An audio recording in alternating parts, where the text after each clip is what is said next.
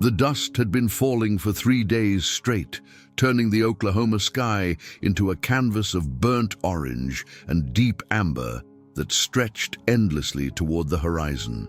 Charles Goodnight pulled his worn bandana higher over his nose, squinting through the haze as his horse, Dakota, picked her way carefully along what used to be a dirt road. Now it was nothing more than a memory buried under layers of fine sand that shifted and swirled with every gust of wind. The year was 1934, and the land that had once promised prosperity to thousands of families now offered only desolation and broken dreams. Charles had been riding since dawn, searching for any sign of decent grazing land for the small herd of cattle he was driving toward Kansas. At 42, his weathered face told the story of a man who had seen too much. The trenches of France during the Great War, the subsequent years of drifting from ranch to ranch, never staying long enough to call anywhere home. His steel-gray eyes held shadows that went deeper than the dust storms, memories that haunted him like the ghosts of dead soldiers he'd left behind in European soil. The abandoned farmhouse appeared through the swirling dust like a mirage, its broken windows staring out like hollow eyes. Charles had seen dozens of these skeletal remains of failed dreams scattered across the prairie, but something about this one made him slow Dakota to a halt. Maybe it was the way the evening light caught the remnants of a flower garden, or perhaps the child's swing that still hung from the old oak tree, creaking mournfully in the wind. Whatever it was, Charles felt an unusual pull toward the desolate structure. As he approached, a movement in the shadows of the front porch caught his attention. His hand instinctively moved toward the rifle secured to his saddle, a reflex born from years of survival in places where trust was a luxury few could afford. But as the figure stepped into the fading light, Charles felt his breath catch in his throat. It was a woman, rail-thin and hollow-cheeked, her dress little more than rags hanging from her frail frame. Her dark hair was matted with dust, and her eyes held the vacant stare of someone who had stared death in the face and found it almost welcoming. Behind her, partially hidden in the doorway, stood a small girl who couldn't have been more than 6 years old. The child's enormous eyes seemed to take up half her gaunt face, and she clutched a threadbare doll against her chest like a lifeline. Both females looked as if they hadn't eaten a proper meal in weeks, and Charles recognized the telltale signs of people who had reached the very edge of human endurance. The woman raised her chin with what little dignity remained to her, and Charles could see the fierce pride that had kept her alive this long. "We don't want any charity, mister," she said, her voice barely above a whisper but carrying the steel of someone who refused to surrender completely. "We're just resting here for the night." Charles studied her face in the dying light of dusk, noting the intelligent eyes that spoke of education and better times, the delicate bone structure that suggested she had once been beautiful before hunger and hardship had carved away everything but the essential core of her being. Something stirred in his chest, an emotion he had thought buried along with his capacity for caring about anyone other than himself. "Ma'am," he said quietly, touching the brim of his hat. "Name's Charles Goodnight. I wasn't offering charity." He paused, studying the determination in her stance, despite her obvious weakness. "I was wondering if you might know where a man could find decent water around these parts. My horse is getting mighty thirsty, and I've got some coffee that needs making." The lie came easily, a gentle deception designed to preserve her dignity while offering what help he could. The woman's eyes flickered with something that might have been hope before she quickly suppressed it. Charles could almost see the internal battle raging within her, pride warring against the desperate need to accept help for herself and her child. As the sun began its final descent toward the horizon, painting the sky in deeper shades of orange and red, Charles found himself holding his breath, waiting for her answer, and wondering why the response of this stranger had suddenly become the most important thing in his world. Eleanor McKenzie felt the weight of the stranger's gaze upon her, and for a moment she wondered if this was how it would end, not with the dramatic collapse she had imagined, but with quiet kindness from a weathered cowboy whose eyes held their own share of pain. She had been Eleanor McKenzie for 28 years, wife to Thomas McKenzie for 8 of them, and widow for the past 6 months since the pneumonia took him. Now she stood on the threshold between accepting help and maintaining the fierce independence that had kept her and Lily alive through the worst months of their lives. "There's a well behind the house," she said finally, her voice gaining strength as she made her decision. "The water's still good, though the pump handle's broken. You'll need to draw it up by hand." She paused, glancing back at Lily, who had crept closer to listen. I suppose I could help you with that coffee, if you've got enough to spare."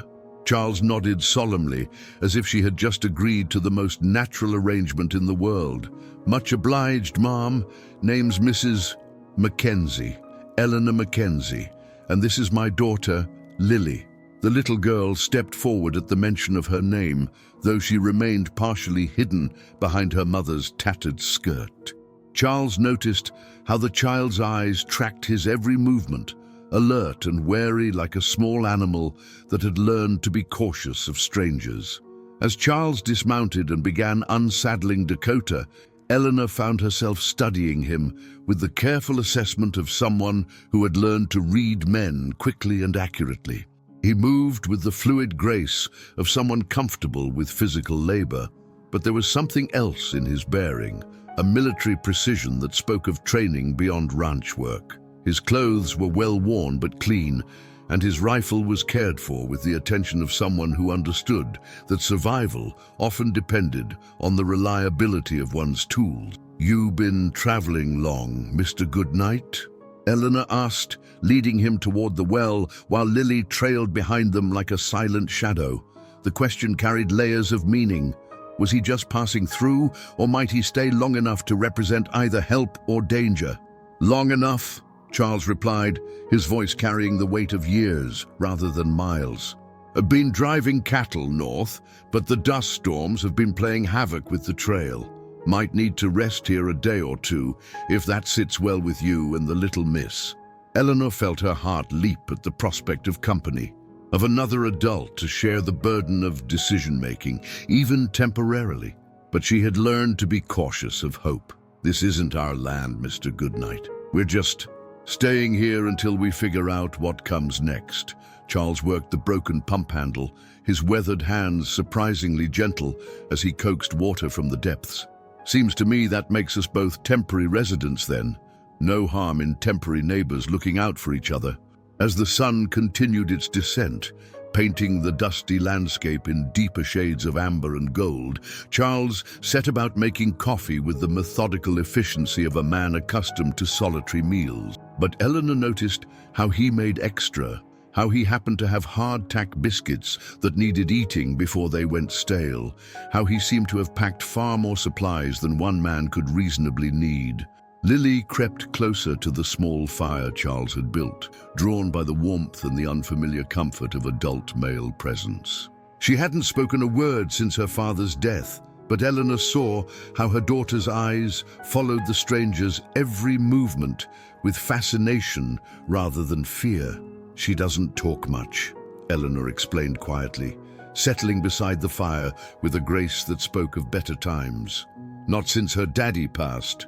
Charles nodded understanding, his eyes softening as he watched the little girl inch closer to the flames. "Sometimes words aren't necessary. I've known plenty of folks who said their piece without ever opening their mouths."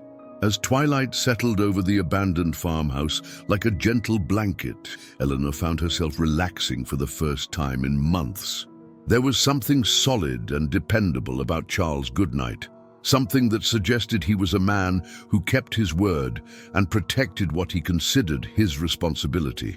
The thought both comforted and terrified her, because she had learned that depending on others was a luxury she could no longer afford. But as she watched him quietly share his simple meal with them, treating Lily with the careful respect one might show a wounded bird, Eleanor began to wonder if maybe, just maybe, she had been wrong about being alone in this vast, unforgiving world. The morning brought with it a wall of dust that rolled across the horizon like a living thing, swallowing the landscape in its relentless advance. Charles had been awake before dawn, his soldier's instincts alert to the change in atmospheric pressure that preceded the worst storms. He found Eleanor already up, standing in the doorway of the farmhouse, watching the approaching darkness with the resigned expression of someone who had faced too many battles to be surprised by another. "How bad?" she asked simply, not taking her eyes off the ominous wall of earth and debris that stretched from ground to sky. "Bad enough," Charles replied, moving to secure his gear and bring Dakota into the relative shelter of the old barn. "We'll need to seal up the house as best we can.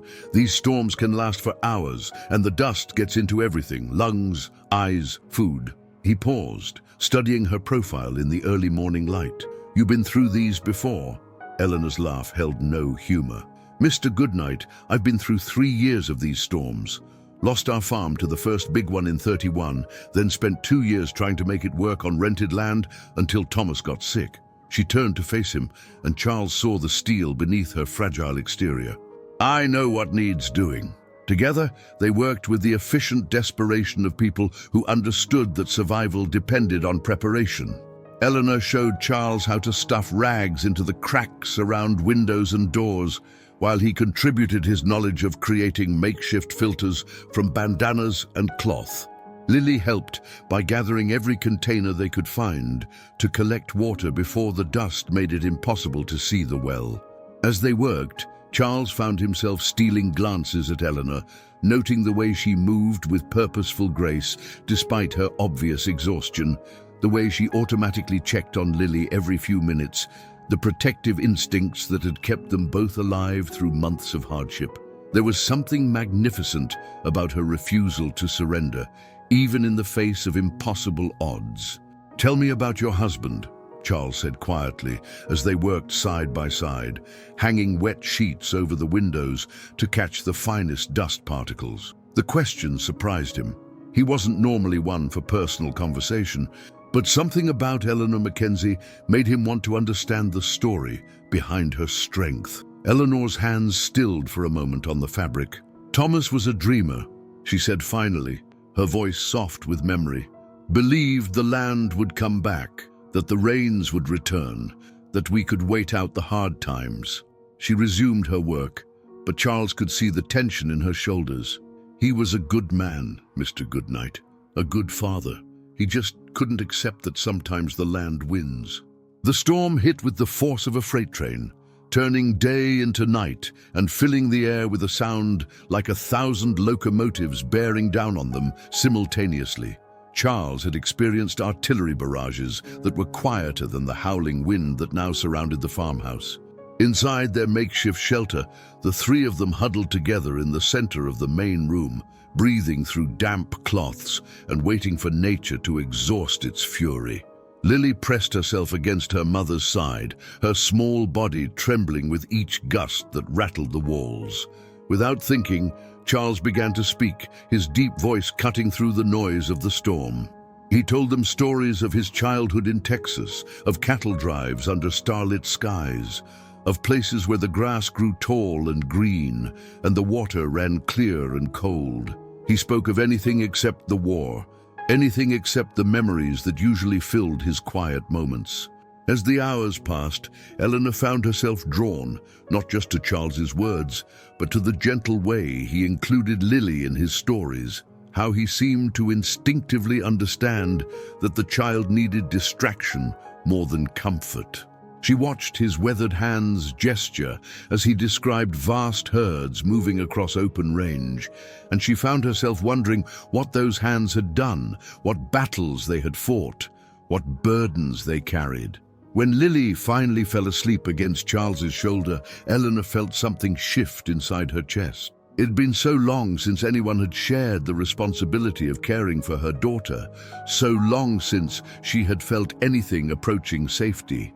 The realization terrified her almost as much as it comforted her, because she had learned that safety was often an illusion, and depending on others was a luxury that widows with children could rarely afford. The storm passed by midday, leaving behind a world transformed. Where once there had been the remnants of a vegetable garden, now there was only smooth, undulating sand. The old oak tree that had held Lily's swing was now buried up to its lowest branches, and the landscape stretched out before them like an alien planet, all familiar landmarks erased by the relentless wind and dust. Charles stood in the doorway, surveying the damage with the practiced eye of someone who had learned to assess and adapt quickly. Behind him, Eleanor worked quietly to prepare what little food they had, while Lily sat in the corner, her silent presence a constant reminder of the innocence that had been forced to witness too much hardship. "We can't stay here much longer," Eleanor said quietly, though Charles heard the reluctance in her voice. "The next town is 40 miles east, but there might be work there, maybe a church that could help us get settled somewhere." Charles turned to study her face, seeing the forced optimism that didn't quite reach her eyes. He had heard about the towns to the east, places overwhelmed with refugees from the Dust Bowl, where jobs were scarce and charity was stretched thin. He thought of Eleanor and Lily joining the thousands of other displaced families, competing for scraps of work and hope. "What kind of work did you do before?" he asked, settling at the makeshift table where Eleanor had laid out their meager meal. "I was a teacher," Eleanor replied, a note of pride creeping into her voice. "Had my certificate from the normal school in Stillwater, but the schools closed when the families started leaving. No children left to teach when everyone's heading to California or back east." Charles nodded, understanding more than she realized. He had seen educated people reduced to begging, professionals forced to abandon their skills for the simple struggle to survive. But there was something about Eleanor McKenzie that suggested she would find a way to use her intelligence and determination, given the right opportunity. "What about you, Mr. Goodnight?" Eleanor asked, her teacher's curiosity evident in the question. "Aside from cattle driving, what brought you to this part of the country?" The question hung in the air between them like a challenge. Charles felt the familiar tightening in his chest that came whenever anyone probed too deeply into his past. He could feel Eleanor's intelligent eyes studying him, seeing more than he was comfortable revealing. "Been moving around since the war," he said finally, his voice carefully neutral. "Never found much reason to settle anywhere particular." "The Great War?" Eleanor asked gently, and Charles saw understanding dawn in her expression. She had probably known men who came back changed, men who carried invisible wounds that never quite healed. Before Charles could answer, the sound of approaching horses drew their attention. Through the settling dust, they could see 3 riders approaching the farmhouse, their movements deliberate and unhurried. Charles instinctively moved to position himself between the newcomers and Eleanor, his hand resting casually near his gun. The lead rider was a well-dressed man in his 50s, his clothes too clean and his horse too well-fed for someone genuinely struggling with the hard times. Behind him rode 2 younger men, who carried themselves with the casual arrogance of those accustomed to having others do their thinking for them.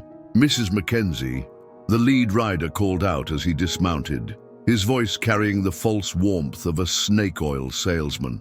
"Samuel Hartwell, from the land office in town. Heard you might be having some difficulties out here." Eleanor stiffened at the mention of his name, and Charles could see the fear that flickered across her features before she quickly masked it. "Mr. Hartwell," she replied carefully, "we're managing just fine." Hartwell's smile didn't reach his eyes as he glanced meaningfully at their obvious poverty, at the dust-covered ruins around them, at Lily's too thin frame. "Now, Mrs. McKenzie, we both know that's not quite true, but I'm here to help. I've got a proposition that might solve all your problems." Charles felt every instinct he had developed over years of warfare and survival screaming warnings. Whatever Samuel Hartwell was offering, it wouldn't be the salvation it appeared to be. Samuel Hartwell's proposition hung in the air like the dust that still swirled around them, and Charles could see Eleanor's jaw tighten as the man outlined his offer. Hartwell claimed to have work for Eleanor in town, cleaning house and cooking for a wealthy family, while he would personally see to it that Lily was placed in a good home with people who could properly care for a child. It's the most sensible solution, Mrs. Mackenzie, Hartwell continued, his voice oily with false concern. You can't possibly think it's fair to drag that little girl through more hardship when there are good Christian families willing to take her in. Charles watched Eleanor's face transform, saw the mama bear awakening beneath the veneer of desperate politeness. Mr. Hartwell, she said, her voice steady despite the fire in her eyes. I appreciate your concern, but Lily stays with me. We'll find our own way. Hartwell's expression shifted, the mask of benevolence slipping to reveal something harder underneath. Mrs. Mackenzie, I'm trying to help you understand reality. You have no resources, no prospects, and a child who's suffering because of your pride. The county has authority in matters concerning child welfare. The threat was clear, and Charles felt his own anger rising like a tide. He had seen men like Hartwell before, predators who used official positions and legal authority to exploit the vulnerable. The man's two companions shifted in their saddles, their hands resting meaningfully on their gun belts. Seems to me, Charles said quietly, stepping forward so that his presence was unmistakably protective, that Mrs. Mackenzie has made her position clear. The lady and her daughter are under my protection now. Hartwell's eyes narrowed as he studied Charles with renewed interest. And you are? Charles Goodnight, Mrs. Mackenzie's fiancé. The words surprised Charles even as he spoke them, but he saw Eleanor's quick intake of breath and the way her eyes widened. He also saw something else, relief, and perhaps the faintest glimmer of hope. Fiancé? Hartwell's voice dripped skepticism. How convenient, and when exactly did this engagement take place? Yesterday evening, Charles replied without hesitation, his voice carrying the authority of someone accustomed to being believed. After the storm passed, we figured it was time to make it official, what with us planning to head west together. Eleanor stepped closer to Charles, her movement subtle but unmistakable. That's right, she said, her voice gaining strength. Charles has been courting me by correspondence. He came all this way to ask for my hand properly. Hartwell looked between them, clearly frustrated by this unexpected development. A single woman with a child was vulnerable prey. A woman with a man's protection, especially one who carried himself like Charles Goodnight, was a different matter entirely. Well, Hartwell said finally, his tone suggesting this was far from over. Congratulations then. Though I do hope Mr. Goodnight understands what he's taking on. Times are hard, and children need more than good intentions to survive. Charles met the man's gaze steadily. I've never been one to shy away from responsibility, Mr. Hartwell. After the three men rode away, trailing dust and unspoken threats, Eleanor turned to face Charles, her expression unreadable. They stood in the settling silence, both acutely aware of the magnitude of what had just transpired. Thank you, Eleanor said quietly. But you didn't have to. Yes, I did, Charles interrupted, his voice gentle but firm. Men like Hartwell don't give up easy. He'll be back with legal papers or worse if he thinks you're alone. Eleanor studied his weathered face, seeing the shadows that lived in his eyes, the careful way he held himself, as if always prepared for trouble. What are you really running from, Charles Goodnight? The question cut straight to the heart of things, and Charles found himself facing a choice. He could maintain the comfortable distance he had kept between himself and the world for 15 years, or he could trust this remarkable woman with the truth about who he really was. Charles looked into Eleanor's eyes and saw something that terrified him more than enemy artillery ever had, genuine caring. For 15 years, he had carried the weight of what happened in the Argonne forest, the decision that saved his unit but cost 12 French civilians their lives. He had told himself it was war, that impossible choices were part of survival, but the faces of those innocents haunted him every night. I killed people who didn't deserve to die, he said finally, his voice barely above a whisper. In France, made a call that saved my men, but... He stopped, unable to finish, waiting for the disgust and fear he had seen in other faces when pieces of his story came to light. Instead, Eleanor stepped closer. How old were you? 27. Old enough to know better. Old enough to carry the weight of an impossible decision for 15 years, Eleanor corrected gently. old enough to let it destroy any chance you might have had at happiness. Before Charles could respond, the distant rumble of thunder drew their attention to the western horizon. But this wasn't the sound of rain. It was another dust storm, bigger than the previous one, a black wall of earth and debris that stretched across the entire sky like the wrath of God himself. "We need to get to town," Charles said urgently, his military training kicking in. "This one's going to be worse than anything we've seen. The house won't survive it."